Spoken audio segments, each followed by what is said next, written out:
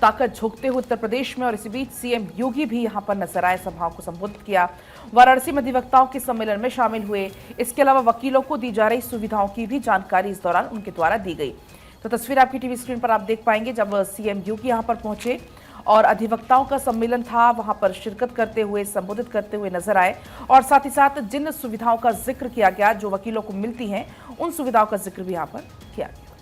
तो बलिया में सीएम योगी का विपक्ष पर बड़ा हमला देखने को मिला। कहा कि आज माफिया मिट्टी में मिल गए हैं और विपक्ष माफिया के मरने पर मातम मनाता है। माफियाओं को हत्या करने की छूट किसने दी थी, ये सवाल सीएम योगी ने जनता से पूछा। माफियाओं को मिट्टी में मिलाने का संकल्प हमने पूरा किया है। माफियाओं के मिट्टी में मिलने से निवेश आ रहा है, राज्य में किस तरीके से बिजनेसमैन आ रहे हैं, इन्वेस्ट कर रहे हैं, जो कि पहले शायद सीएम योगी की तरफ से कहा गया कि जब सपा की सरकार थी तब नहीं होता था। सुनिए। आज मैं पूछना चाहता हूं समाजवादी पार्टी और कांग्रेस से,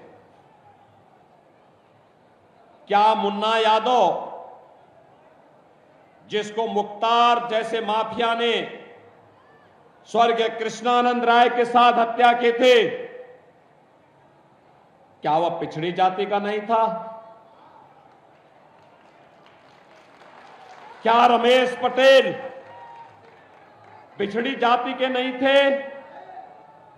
बहनों और भाइयों, क्या प्रयागराज के माफिया के द्वारा मारा गया, वहां पर पूजा पाल के पति राजू पाल क्या पिछड़ी जाति के नहीं थे? या जया पाल के पति उमेश पाल क्या ये पिछड़ी जाति के नहीं थे? और इन माफियाओं को, इन निर्दोष लोगों की हत्या करने की छूट सत्ता कैसे दे देती है? और इसीलिए तो हम कहते रहे हैं, हमारा भी अगर उनका संकल्प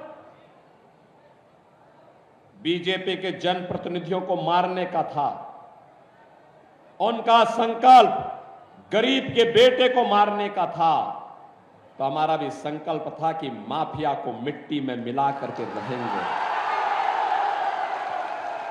और बहनों और भाइयों, आज माफिया मिट्टी में मिल गए तो लाखों करोड़ रुपया निवेश यूपी में आ रहा है। और मैं कह सकता हूं आपको, जो यहां पे नीरज शेखर कह रहे थे, जो वो कह रहे थे कि यहां के पूर्वांचल के नौजवानों को पूर्वांचल में नौकरी मिलनी चाहिए, हमारा भी यही संकल्प है अब।